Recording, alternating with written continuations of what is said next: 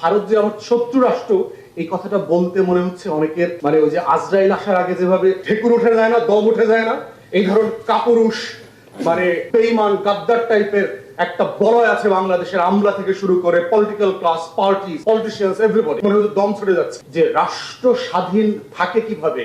শত্রু সাপেক্ষে, বন্ধু সাপেক্ষে রাষ্ট্র হয় না। এই যে false notion of political science, এই যে আজগুবি জিনিস বাংলাদেশে আমাদেরকে শেখানো হয়, বন্ধু রাষ্ট্র, প্রতিবেশী সুলভ রাষ্ট্র, বন্ধু প্রতিম, হাবি জাবি, দেখবে this all this nonsense word আমাদেরকে শেখানো হচ্ছে। বন্ধু রাষ্ট্রে তো প্রতিবেশী হয় না, রাষ্ট্র তৈরি হয় না। তো পৃথিবীতে যুদ্ধ করে রাষ্ট্র করতে হয়েছে তো শত্রু সাপেক্ষে। সীমান্ত তৈরি করতে হয় কেন বন্ধু থাকলে? স্টুপিড আইডিয়া বাংলাদেশে আমাদেরকে 53 বছর ধরে শিখিয়েছে। একটা স্বাধীন রাষ্ট্রের নাগরিকরা বোঝে না যে প্রতিবেশী রাষ্ট্র by default your enemy state. This is your threat perception. বাংলাদেশের নাগরিক হওয়ার প্রধানতম শর্ত হচ্ছে এই রাষ্ট্রের শত্রুকে বন্ধুকে বুঝতে হবে। বন্ধু হচ্ছে আমার জনগণ আর শত্রু হচ্ছে আমার প্রতিবেশী রাষ্ট্র, ফার্স্ট প্রায়োরিটি। এটা বোঝার মধ্য দিয়ে হচ্ছে বাংলাদেশিরা নাগরিক আকারে হাজির হবে এই ল্যান্ডস্কেপে।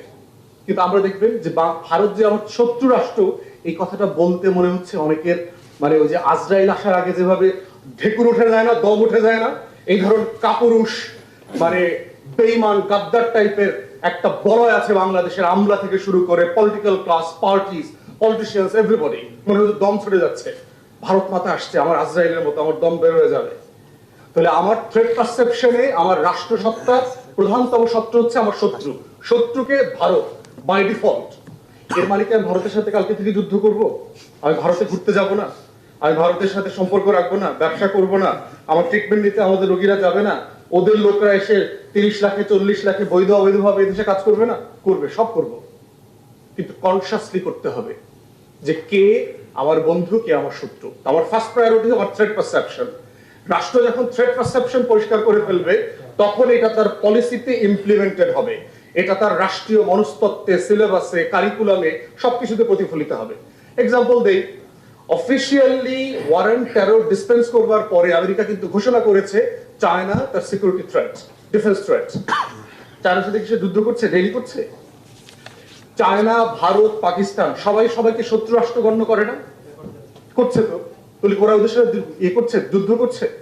চায়নার কয়েকশো বিলিয়ন ডলার ইনভেস্টমেন্ট আছে ইন্ডিয়াতে। তো কিভাবে সেটা হচ্ছে? ইংল্যান্ড এবং ফ্রান্স শত শত বছর ধরে যুদ্ধ করেছে, শত শত বছর। গত 100 বছরের ভিতরে পোল্যান্ড নামক দেশ 2 বার মানচিত্র থেকে হারায় গেছে, আবার চলে আসছে।